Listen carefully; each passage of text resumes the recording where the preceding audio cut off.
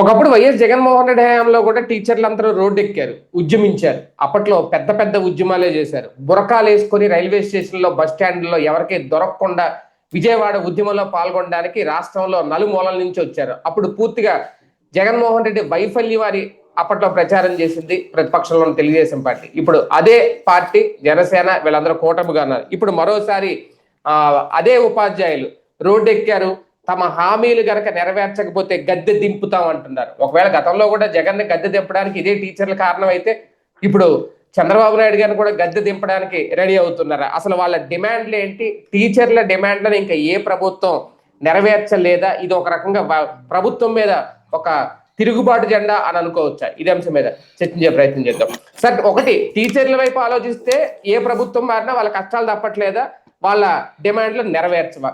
రెండోది, ఇక జగన్ అయినా లేదంటే చంద్రబాబు గారైనా నెరవేర్చలేనంతగా వాళ్ళ డిమాండ్లు ఉన్నాయా? వాళ్ళు తలుచుకుంటే నిజంగా ప్రభుత్వాలు కూలిపోతాయా? ఎలా చూడాలి? ప్రభుత్వం మారితే మా పోరాట ఫలితం, ప్రభుత్వం మారకపోతే గనక ప్రజలు మమ్మల్ని పట్టించుకోవట్లేదు అనేటటువంటి సహసిద్ధంగా ఉంటుంది ఉద్యోగుల ఉద్యమాలు. ఇప్పుడు వాళ్ళ సమస్యల పరిష్కారం అంటే ప్రధానంగా పిఆర్సి వేయడం. పిఆర్సి అన్నటువంటిది జగను అంతకుముందు వేశాడు, వేసిన తర్వాత అది బాబు గారు వచ్చాక తీసేశారు. కానీ నిజంగా జగన్ చేయదలుచుకుంటే మొదటి ఏడాది పిఆర్సి వేసేయాలి, వేయలేదు కదా. మొదటి ఏడాది వేసేసి ఆయన ముఖ్యమంత్రిగా ఉండగానే ఆ పిఆర్సి అమలు చేసేసి ఉంటే అది కరెక్ట్గా అయ్యి ఉండేది. కానీ వేయలేదు కదా. అది అంటే పిఆర్సి వేయడం అంటే ప్రభుత్వాలు ఒక పెద్ద భారంగానే పరిగణిస్తున్నాయి. ఎందుకంటే ఇప్పటికే ప్రభుత్వాల యొక్క లెక్క ప్రకారం 1,20,000 కోట్ల రూపాయల ఆదాయం వస్తుంటే 95,000 నుంచి 1,00,000 కోట్ల రూపాయల దాకా జీతాలు అప్పుల చెల్లింపులకే సరిపోతుంది. ఇంకా వీళ్ళ జీతాలకి దాదాపు 60,000-70,000 కోట్లు అయిపోతుంది. అవి భారంగా పరిగణిస్తున్నారు. వీళ్ళు అడిగేటటువంటిది ఏంటి? OPS, old pension scheme. Old pension scheme కనుక అమలు చేస్తే అసలు మీదన వడ్డీ, అసలు కంటే కూడా ఎక్కువ కట్టాల్సి వస్తుంది ప్రభుత్వాలు. జగన్ టైంలో జీపీఎస్ తీసుకొచ్చాడు, గ్యారంటీ పెన్షన్ స్కీమ్. ఇప్పుడు సిపిఎస్ అమల్లో ఉంది. ఇప్పుడు ఆ సిపిఎస్ని కాకుండా జీపీఎస్ తెచ్చిన జగను అంటే సింపుల్గా ఈజీగా అర్థమయ్యే భాషలో చెప్పాలంటే ఇప్పుడున్నటువంటి పెన్షనర్లకి, అంటే ఇంతకుముందు రిటైర్ అయ్యేటటువంటి వాళ్ళకి 100కి 50 రూపాయలు వస్తుంటే సిపిఎస్ అయితే కనుక 100కి 10 రూపాయలు వస్తుంది, జీపీఎస్ అయితే 25 రూపాయలు వస్తుంది. ఇది ఈజీగా అర్థమయ్యే భాషలో చెప్పాలండి. అలా అయ్యేదాన్ని అలా వద్దు, మాకు అట్లా 50 ఇస్తేనే కావాలని గొడవ చేశారు. అప్పుడు అది నేను ఇవ్వలేను అన్నాడు జగన్మోహన్ రెడ్డి. నువ్వు ఇస్తానన్నావు అన్నారు వాళ్ళు. అవును, పొరపాటు అయిపోయింది, అది తెలియలేదు, సరిగ్గా అర్థం చేసుకోలేకపోయామని సజ్జలు చేసి చెప్పించాడు జగన్. బట్ అది ప్రభుత్వ ఉద్యోగులు ఏమని భావించారు? ఆ టైంలో సానుభూతి చూపించినటువంటి చంద్రబాబు నాయుడు లేకపోతే పవన్ కళ్యాణ్ ఏమని చెప్పేటప్పుడు 100 రోజుల్లోపు నేను వచ్చి పరిష్కరిస్తానన్నాడు. జగన్ 100 రోజుల్లోపు సిపిఎస్ రద్దు చేస్తాడు. ఈయన 100 రోజుల్లోపు సిపిఎస్కి ప్రత్యామ్నాయం చేస్తున్నాడు. ప్రత్యామ్నాయం జగన్ చేసేసాడు జీపీఎస్, అది పక్కకి వెళ్ళిపోయింది. ఇట్లాగా ఉద్యోగులకి సంబంధించి జరిగేది ఏందయ్యా అంటే సమస్యలు ఎప్పుడూ ఉంటాయి, పరిష్కారాలకు సంబంధించి చిత్తశుద్ధి ఉండాలి. ప్రభుత్వాలు చిత్తశుద్ధి. సార్, సిపిఎస్ రద్దు చేస్తామని హామీ తీసుకుని ఏమైనా ఓటేశారా ఉపాధ్యాయ సంఘాలు? అప్పట్లో ఎవ్వరూ ఇవ్వలేదు, ఏ హామీ కానీ జనసేనకు కానీ ఏ హామీ ఇవ్వలేదు సిపిఎస్ రద్దు చేస్తారని. అంటే వీళ్ళు మొదటి నుంచి అప్పటి నుంచి సిపిఎస్ రద్దు డిమాండే కదా ప్రధానంగా. జీపీఎస్ తీసుకొచ్చినా వీళ్ళకి కావాల్సింది ఓపీఎస్ అనే కదా చెప్తారు వీళ్ళు. అది మధ్యలో కొంతమంది హడావిడి చేస్తుంటారు. బేసిక్ సమస్య ఏంటంటే సిపిఎస్ రద్దు అనేటటువంటిది చేసేయచ్చు, కానీ జీపీఎస్ ఇస్తాడు కానీ ఓపీఎస్ ఎవడివ్వలేడు. అది 2-3 రాష్ట్రాలు ఇచ్చినాయి. ఆ ఇచ్చినటువంటి రాష్ట్రాలు మునిగున్నాయి, ఇప్పటికీ సంక్షోభంలో ఉన్నాయి, ఎవరు కూడా ఇచ్చే పరిస్థితిలో లేరు. అది బీజేపీ ఏతర రాష్ట్రాలు ఇచ్చారు, 2-3 రాష్ట్రాలు ఇచ్చి వాళ్ళు ఇప్పుడు సంక్షోభంలో ఫేస్ చేస్తున్నారు. కాబట్టి జీపీఎస్ లాంటిది మధ్య మార్గ పరిష్కారం తప్పించి పూర్తి స్థాయి ఓపీఎస్ ఎవ్వరూ ఇవ్వరు. ఏ రాష్ట్ర ప్రభుత్వము ఇవ్వడానికి ధైర్యం చేయదు. చెప్పిన మాటలు మాత్రమే, చేతల్లో అసాధ్యం. ఇకపోతే వీళ్ళు చెప్పేటువంటి మిగతా డిమాండ్లు ఏవైతే ఉన్నాయో, ఏది పిఆర్సి ఇప్పటి నుంచి బిగిన్ చేస్తే పిఆర్సి అనేటటువంటిది డిఏ వచ్చేటప్పటికి ఆటోమేటిక్గా ఇస్తారు. కాకపోతే గతంలో జగన్ 11 డిఏలకు సంబంధించి ఇచ్చాడు అతను. చంద్రబాబు టైంలో ఈ పాకి ఉన్న వాటితో పాటు తర్వాత తనవి కూడా కొన్ని రోజులు లేట్ అవుతూ వచ్చినాయి.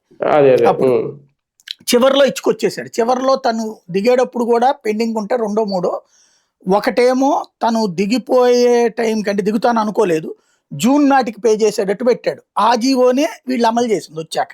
ఎందుకంటే ఫైనాన్షియల్ అప్రూవల్ కూడా ఇచ్చేసాడు జగన్ అది. దాన్ని వీళ్ళు వచ్చాక ఇచ్చారు. తర్వాత మొన్న ఈ మధ్యన ఒక డిఏ వేశారు వీళ్ళు. మామూలుగా డిఏ అనేది ఎవ్రీ 6 months ఒకటి ఉంటుంది. అంటే వీళ్ళు వచ్చాక 4 డిఏలు ఇవ్వాలి లెక్క ప్రకారం. 5 డిఏలు నిన్న జనవరితో కలిపితే 5 డిఏల్లో ఒకటి ఇచ్చినట్టు వీళ్ళు, 4 పెండింగ్. అంతకుముందు జగన్ దాన్ని ఒకటి వీళ్ళు ఇచ్చారనమాట. ఇప్పుడు అదొక పెద్ద, అది చాలా పెద్ద అంశం అవుతుంది. ఎందుకంటే పేరుకుపోయినాయి అంటే ఇవ్వడం కష్టం అవుతుంది. పేరుకుపోయినాయి అంటే ఇప్పుడు జగన్ కూడా ఇప్పుడు పేరుకుపోవడం వల్లనే ఆలస్యం అవుతూ వచ్చింది. ఇప్పుడు సింపుల్ గా ఇవాళ మనకి మన చేతిలో ఒక 50,000 ఉంది. ఆ టైంలో 40,000 అప్పు తీర్చడం కష్టం కాదు. కానీ నెక్స్ట్ నెలలో వస్తాయిలే అని మనం కనుక పెండింగ్ పెట్టుకున్నాం అనుకోండి, నెక్స్ట్ నెలలో 30,000 వచ్చినాయి అనుకోండి, అప్పు 80,000 తీర్చాలంటే మనం రేపు పొద్దున ఎట్ట బతుకుతాం? ఇది ప్రభుత్వాలకు ఉండే సహజసిద్ధమైనటువంటి సమస్య. కానీ అది అర్థం చేసుకోలేదు, పెండింగ్ పెట్టుకుంటూ పోతున్నారు.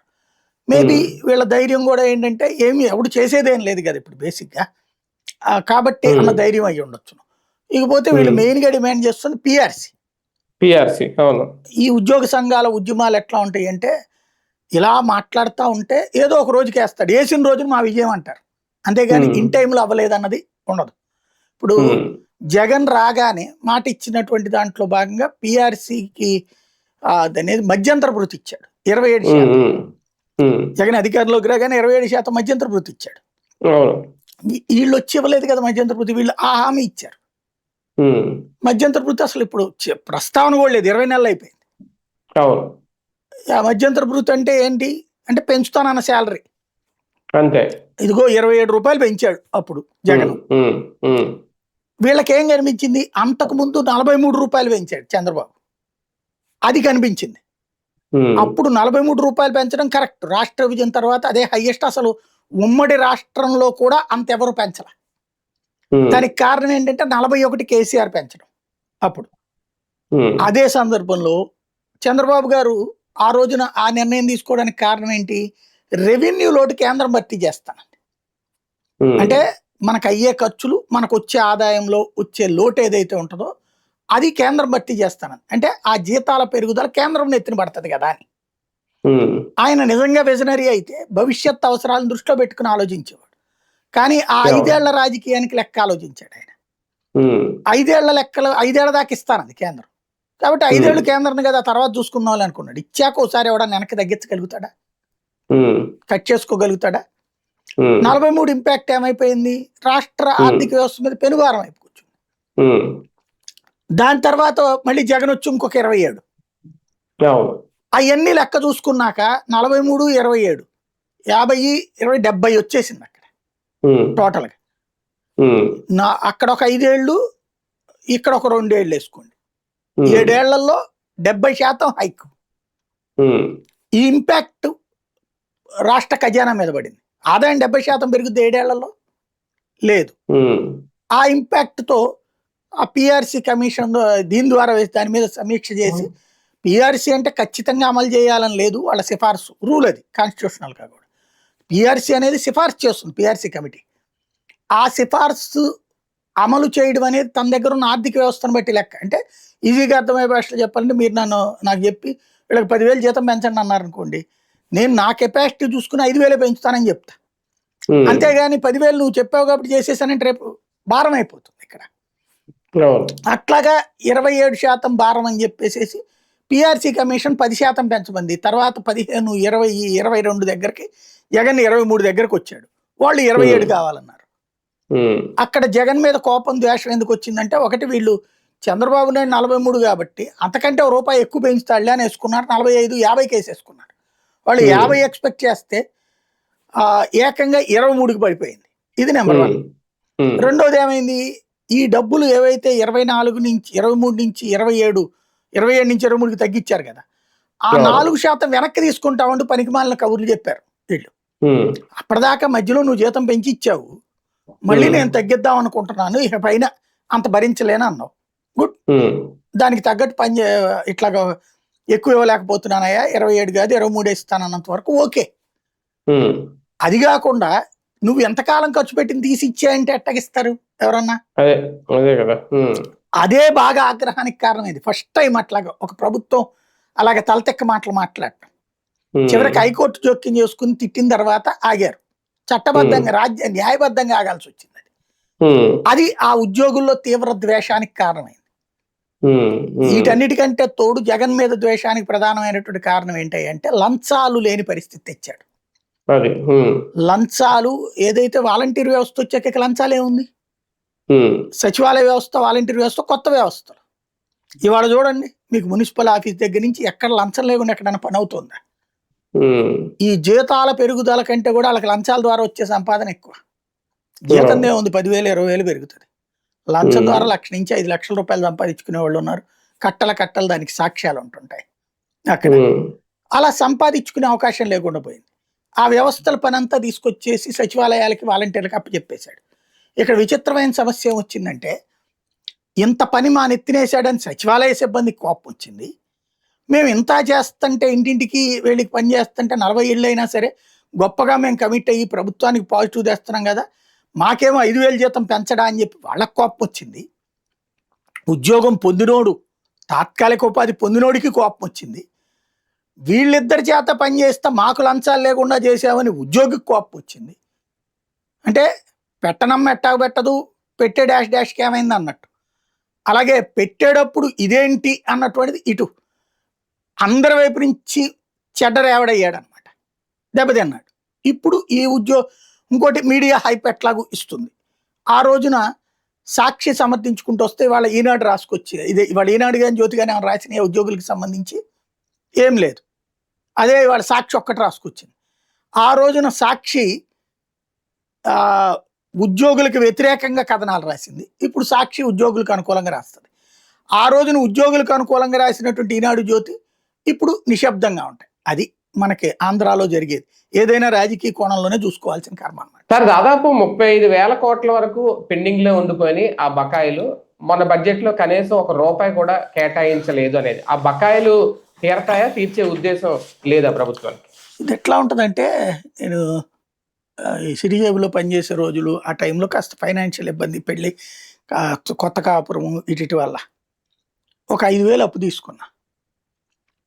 దీపావళి మనసామాల షాప్ పెడతామనేసి 5,000కి 2,000 లాభం వచ్చింది. కానీ ఈ లాభం అంతా ఫ్రెండ్స్ కొంతమంది సామాన్లు తీసుకున్నారు. ఆ డబ్బులు ఇచ్చేస్తే ఆ లాభం వస్తుంది. కానీ ఆ అప్పు అట్లాగే పెండింగ్ పడిపోయింది. ఇక్కడ చేతికి 4,000 క్యాషే ఉంది, ₹1,000 పెండింగ్ పడింది.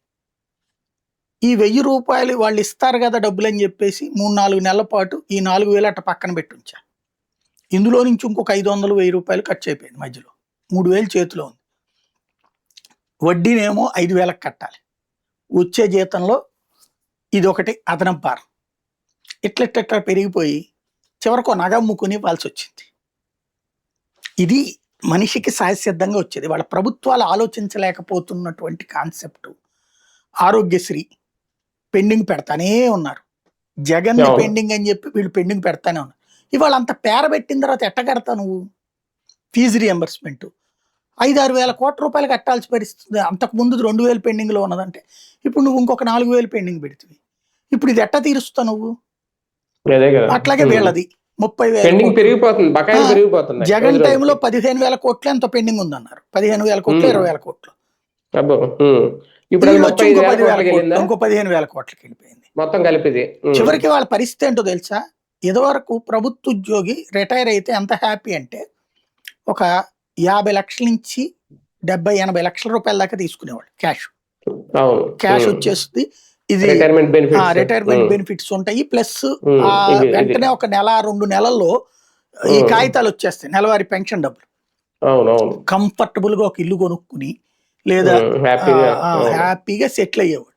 ఇవాళ రోజున 2 తెలుగు రాష్ట్రాల దరిద్రం ఏంటంటే, మొన్న పాపం ఆయన ఖమ్మం జిల్లాలో ఒక ఎస్ఐ గారు, ఆయనకి 60 లక్షలు రావాలట రిటైర్మెంట్ బెనిఫిట్స్. ఏడాదిన్నర అయింది. ఆయనకి అనారోగ్యం, వాళ్ళ ఆవిడకి అనారోగ్యం, డబ్బులు ఇచ్చేవాళ్ళు లేడు. ఇక్కడేమో 60 లక్షలు రావాలి. చనిపోయాడు ఆయన. అయ్యో. అలాంటి పరిస్థితులు వాళ్ళ ఉద్యోగులకి ఇంకోటి ఏంటంటే ఇదివరకటి రోజుల్లో అయితే ఈ సంపాదించుకునేటప్పుడు పిల్లలు వీళ్ళది అయిపోయిన తర్వాత వీళ్ళ లైఫ్ వీళ్ళది బాగుండేది. ఇవాళ రోజున ఏమైపోయింది, డిపెండబుల్ ఎవరు కూడా పోషించే పరిస్థితుల్లో ఉండట్లేదు పిల్లలు. అవును వీళ్ళది వీళ్ళే చూసుకోవాల్సి వస్తుంది. అవును పిల్లల్ని అడగలేరు. అదొక ఆత్మగౌరవ ఫీలింగ్ ఉంటుంది. అవునవును. వాళ్ళంతటా వాళ్ళు గమనించిస్తే పర్లేదు. ఇప్పుడు వాళ్ళు ఇప్పుడు ఏంటి, ఇప్పుడు ఇన్కమింగ్ అలవాటు పడ్డ పిల్లలు అవుట్ గోయింగ్ ఉండదు. అంటే ఇప్పుడు జనరేషన్ కి ఆలోచనే ఉండదులేండి. ఇప్పుడు ఎట్లా తయారైపోయిందంటే అమ్మా నాన్నల కష్టం గురించి ఆలోచించే తీరిక కంటే కూడా నా కష్టాన్ని ఎందుకు అమ్మా నాన్నలు ఆలోచించరనే ఫీలింగ్ లోకి అది అవును. అత్తామామల నుండి మాకెంత వస్తుంది అన్న దగ్గరే మిగులుతోంది తప్పించి అత్తామామల సంగతి మనం చూడాలి కదా అన్న బాధ్యత కోడల దగ్గర కరువు అవుతుంది. అవును. ఇలాంటి సిచ్యుయేషన్ లో ఏమవుతుంది, వీళ్ళ దగ్గర డబ్బులు వీళ్ళు దీని మీదనే డిపెండ్ అవుతారు. ఇప్పుడు ఇవాళ రిటైర్ అయినటువంటి వాళ్ళకి ఇమ్మీడియట్ గా ఎవరిని ఇస్తున్నారని కనుక్కోండి బెనిఫిట్స్. ఇమ్మీడియట్ గా 20 నెలల్లో ఎంతమందికి ఇచ్చారు కనుక్కోండి. చివరికి మనం చాలా గొప్పగా చెప్తుంటారు ఉద్యోగ రిటైర్మెంట్ వయసు పెంచామని. రిటైర్మెంట్ వయసు ఎందుకు పెంచుతున్నారు తెలుసా? వాళ్ళ మీద ప్రేమతో కాదు, వాళ్ళ అనుభవం మీద నమ్మకంతో కాదు, వాళ్ళకి ఇచ్చే బెనిఫిట్స్ ఖర్చు తగ్గుద్దని. జగన్ చేసింది అదే, ఇప్పుడు చంద్రబాబు చేస్తుంది అదే. మళ్ళీ చంద్రబాబు 2014 నుంచి చేస్తుంది అదే. యూనివర్సిటీల్లో 65 ఏళ్ళట రిటైర్మెంట్ వయసు. 58 ఇది వరకు, 58 60 అయింది, 60 62 అయింది, 62 65 అయింది. ఎందుకని? ఒకళ్ళు ₹1 కోటి దాకా ఇవ్వాల్సి వస్తుంది ప్రొఫెసర్ రిటైర్ అయినప్పుడు. కాబట్టి ఎందుకు వచ్చిన గొడవ, ప్లస్ నెల నెల దగ్గరగా ₹1,00,000-1,50,000 డబ్బులు ఇవ్వాల్సి ఉంటుంది. ఇదివరకు ఏంటంటే ఆ పెన్షన్ ఇవ్వటం కానీ లేదా ఈ రిటైర్మెంట్ బెనిఫిట్స్ ఇవ్వడం కానీ సామాజిక బాధ్యత, సమాజంలో ఇంతమంది పిల్లలు తయారయ్యారు లేకపోతే ఇంతమందికి మనకు సేవ చేశారు ఆ ఉద్యోగి, కాబట్టి వాళ్ళ కుటుంబాన్ని పోషించడం మా బాధ్యత అని ప్రభుత్వాలు గుర్తించినాయి గతంలో. అందుకు పెట్టి కదా పిఎఫ్లు ఇవన్నీ కూడా. అలాంటిది ఇవాళ రోజున ప్రభుత్వాలు వీళ్ళని భారంగా పరిగణిస్తున్నాయి. ఎట్లయితే ఇదివరకు సమాజంలో ఉమ్మడి కుటుంబాల్లో మనం ఒక వయసుకు వచ్చాక మన తల్లిదండ్రులు లేకపోతే తాత ముత్తాతలను జాగ్రత్తగా చూసుకునేవాళ్ళు ఒకప్పుడు. ఎందుకంటే మన తరానికి మన వంశాన్ని వాళ్ళ వలన మనందరం ఇట్లున్నామని చెప్పుకోవడానికి వాళ్ళు ఫీల్ అయ్యేవాళ్ళు. అది ఎప్పుడైతే పోయి ఈ రోజున తల్లిదండ్రులు భారం అయ్యి వృద్ధాశ్రమాల్లో చేరుస్తున్నారో, ఇప్పుడు ఉద్యోగులు కూడా అలాగ భారం కింద పరిగణిస్తున్నాయి ప్రభుత్వాలు. అందువలన బెనిఫిట్స్ రావట్లేదు అక్కడ. అదొక పెద్ద కష్టం అవుతుంది. 2 తెలుగు రాష్ట్రాలు ఇదే కష్టం ఉంది. ఇప్పుడు ఒక ప్లానింగ్ లేవు. ప్రభుత్వాలు ఏంటంటే సంక్షేమ పథకాలు ఇవ్వకపోతే ప్రజా ఓట్లు పడవు, ఇచ్చినా గెలుస్తారన్న నమ్మకం లేదు.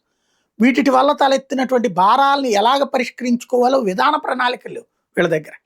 ఆదాయాల పెంపుకు సంబంధించి ఊహాజనిత ఆదాయాలు తప్పించి లేవు.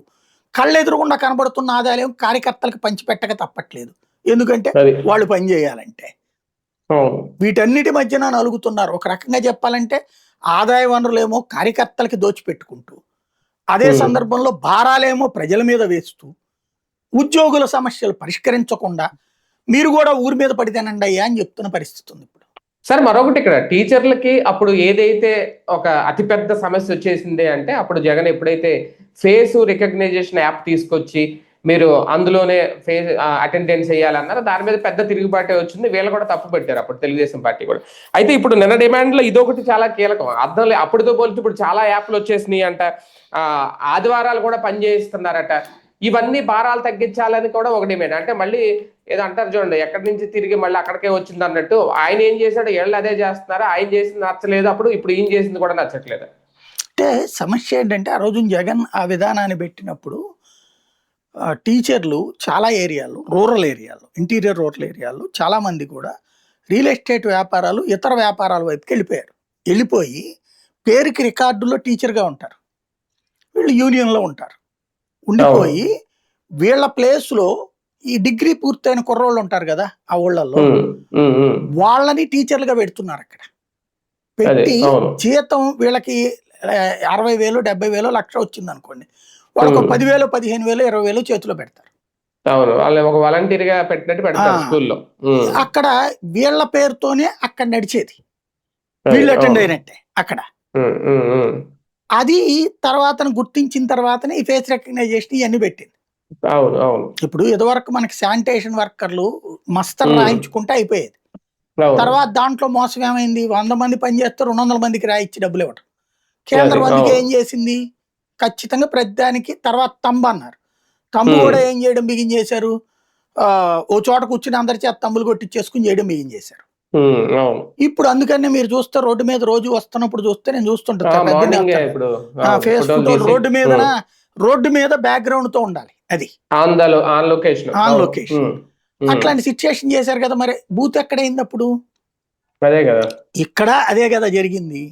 ఉమ్, కాకపోతే అదొక వ్యతిరేకం, అంటే వీళ్ళు అది మారుస్తారు అనుకున్నారు. వాస్తవంగా జగన్ ఉమ్, టైంలో శని ఆదివారాల పనులు ఏం పెట్టలేదు, ఎక్స్ట్రా పనులు అవును వాళ్ళకి. అదే కదా ప్లస్ ఈవినింగ్కి వెళ్ళిపోవడానికి వాళ్ళకి 1 గంట ఎక్స్ట్రా పని చేయమన్నారు ట్యూషన్ చెప్పేందుకు, దానికి కూడా నిరాకరించారు వాళ్ళు. అవును ఇప్పుడు వీడియో కాన్ఫరెన్సులు, ఇప్పుడు టెలికాన్ఫరెన్సులు, ఇప్పుడు ఆదివారం కూడా యాప్లు, పని వర్కులు చేస్తున్నారట విపరీతం అయ్యింది. ఉమ్, కాకపోతే ఏంటంటే ఆ తప్పే. ఇప్పుడు అప్పుడు అనుకోండి, జగన్ దుర్మార్గుడు, టీచర్లని వీళ్ళని వేధిస్తున్నాడని ప్రొజెక్ట్ చేసేవాడు. ఇప్పుడేమో ఉమ్, ఏ ఊరకనే కూర్చోబెట్టి మేపుతారా అని రాస్తున్నారు వీళ్ళే పోస్టులు సోషల్ మీడియాలో. అవును అవును అట్టుంటాయి అంతే తేడా, కదా అప్పుడు ఒప్పుకోలేదు అలాగా అంతే. కూర్చోబెట్టి పోషిస్తారని. ఏదైనా ఉపాధ్యాయుల నుంచి ఒక తిరుగుబాటు అయితే మొదలైపోయిందా 2 ఏళ్లకే ప్రభుత్వం మీద అనుకోవచ్చా ఏం లేదు ఉద్యోగుల చెప్పాను ఉపాధ్యాయులు? కదా, ఉమ్, ఆ రోజున కవరేజ్ ఎక్కువ వస్తే ఈ రోజున రాదు పెద్దగా, అంతే తేడా. అంతే ఆ రోజున ఉమ్, ప్రభుత్వం ఉద్యోగుల ఉద్యమాలకి భయపడేది, అంటే అర్జెంట్గా అంత మీటింగులు పెట్టేది.